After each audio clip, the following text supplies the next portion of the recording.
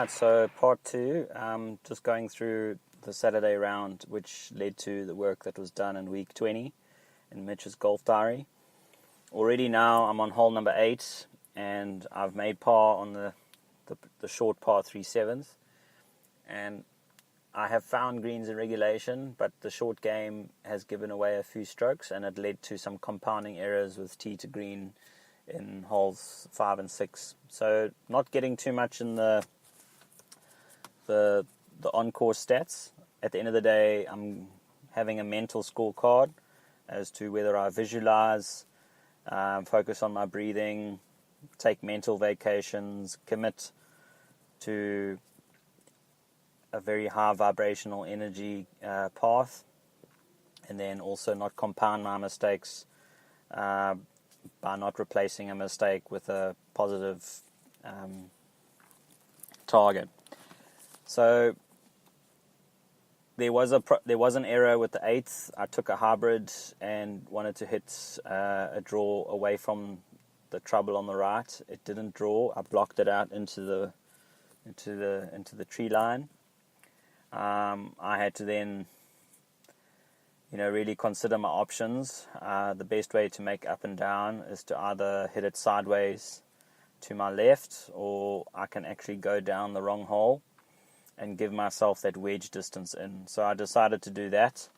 I thought 5 would be on the cards if I did that route. It is a difficult stroke to 8th at the woods, and I gave myself an 85, 87 yard, and I had a horrible lie to try and hit the gap wedge with the right height. I left it, it's a very long green. It does run about 39 meters, and I probably was sitting, in the middle, having to putt back to the front, and there's a horrible right to left break to that type of putt, especially if you're outside 30 feet or 35 feet. It just felt very overwhelming just to get over the putt and feel comfortable. So that was the third double of the day, and that's where either something clicked. I was maybe one swing thought away from where I need to be, because on holes 9, 10, 11, 12, 13, 14, 15, 16, 17, I had an unbelievable run.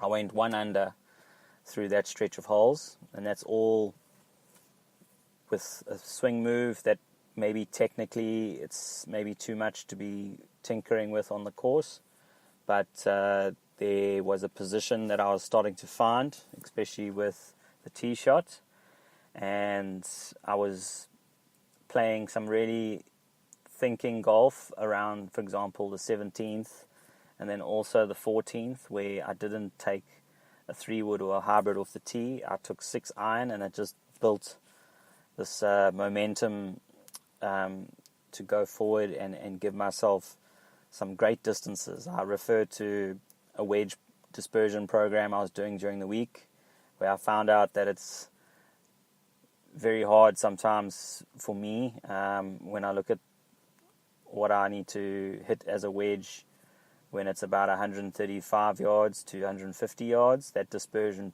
pattern is very different to my dispersion pattern around 110, 115 yards.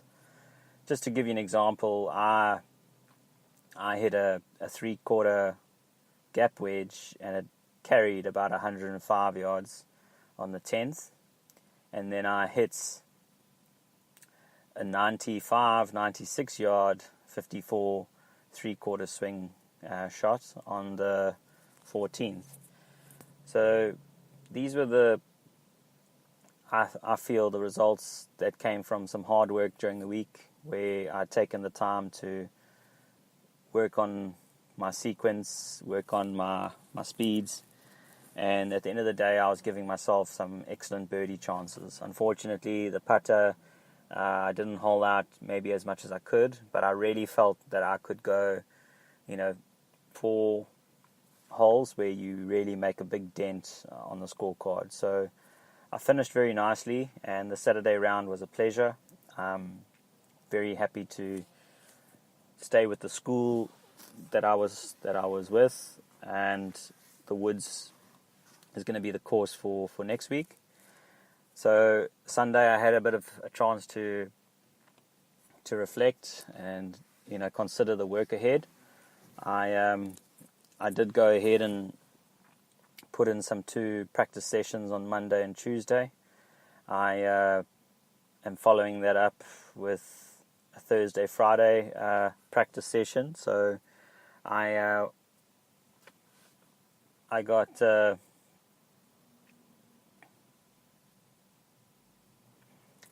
basically the reason why there's a break, I have been doing quite a lot of short game in my practice drills.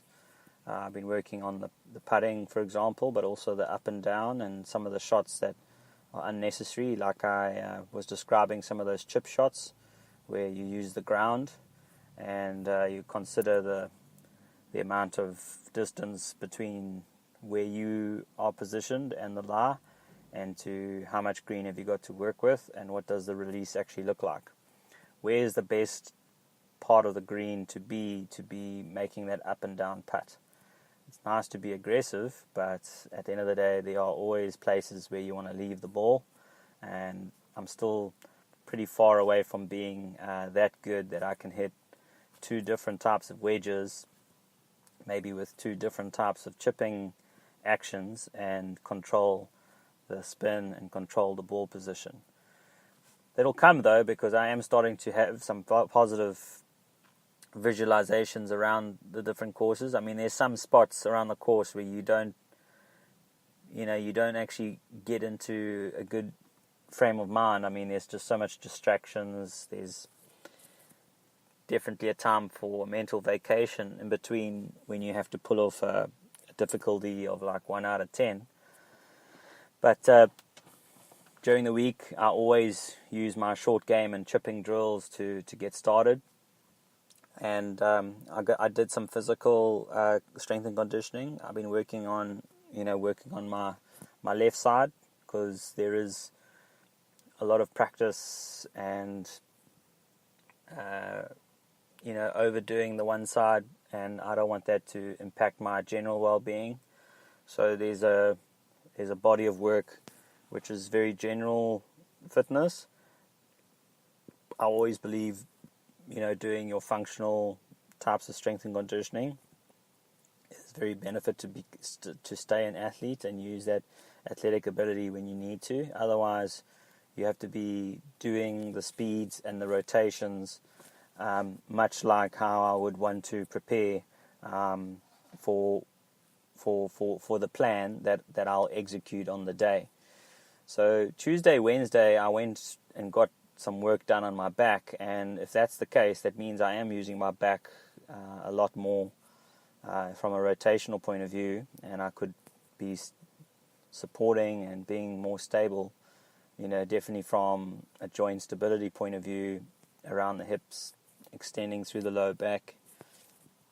And I already find that some of the continuous activities, running, it gives me much clarity from a thought process. And this week, week 20, I got some points, for example, on Tuesday and Thursday, because I did actually get 9 holes done after a practice drill or practice session. And I mean, there's a case of playing best shot and worst shot. So just to describe Tuesday and Thursday, they were on a course where the grain and the wind are, you have to work with it. I was actually, after a strength session, almost unable to turn or load my right side like I would if I was maybe less stiff, because what was happening is I was actually extending out with the dominant arm, the dominant elbow, because I've been finding a swing move that gets me to extend through the ball, and it's coming from the lag part of the swing where you deliver the face and the path, And all that's happening here is I'm staying with the shot a little bit longer, and I feel like that's going to develop into collecting the ball rather than blocking the ball or batting the ball. So I've been collecting the ball a lot because the swing move gets me in a position where it's a lot more sequential, and I can use that unwinding, and I can feel like there's more time on my side to get the strike, which utilizes the ball flight, to my advantage. So I've seen my wedges go higher, better ball flight. I've also seen, the face of the club, be a lot more intentional with the lie. So wedge dispersion drills, very important. I actually didn't get that done this week, but I used it sort of from a ladder point of view. So I check if I'm missing more than 7% as I move from a smaller pitch distance and try and get myself to 120 yards, where in this case at Royal Durban, you're lucky to hit a gap wedge or pitching wedge, more than 120 yards to a target. And everything that I do is considering a technical aspect. I've been able to hit my wedges with my eyes closed and really feel the positions and gather more data with the distance that I can hit with those positions. And then it's just a fact now of having this Tuesday and Thursday where there's a target and then there's a target with a consequence, which you can actually keep a score. And that would help me, really understand myself a bit better with some of the wedge dispersion, because I had, like I said, those 9 holes where the starts seemed to be poor the one day, but it wasn't on the Thursday. It was good start, almost the opposite way around. It took 3 or 4 holes to find the right position in the swing, and then the other day it was just right there off the tee shot. So hitting 3 woods, transitioning to a longer iron or a middle iron, that's generally what happens into the wind. But then I was hitting hybrid and trying to up and down to score, and I went with about 5-6 circles today compared to 3 or 4 circles on Tuesday. So very hard for me to nail 9 out of 9 circles, and it will be even harder to have 18 out of 18 circles come Saturday. But what did I take out of the session today? There will always be something. There will be a postural or a setup or addressing the lie. I also find that I've got so much more time at the top of the swing. I don't really have to take that moment away. And then there's that left wrist of mine, which it positions at the top, and then there's that release of the wrist to flatten and almost get the arc or the swing arc just coming from a much more extended place, and you would imagine that it's a bit more upright compared to the longer irons, or let's call it the utility or the fairway woods. But I've been really taking some of those and just understanding, what the distances are and the swing feels, and there's some very positive feedback loops that come with that. Tee shot and the tee positions that I put myself in have been very, very much above expectation. I think at the end of the day, some of the approaches need a bit of work. I tend to sometimes set up to hit a right to left, and it actually will end up straight, so I'll miss my target right.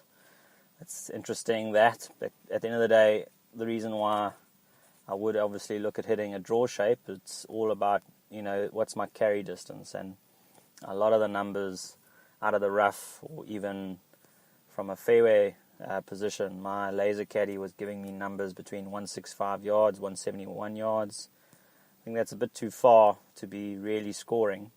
So realistically, anything around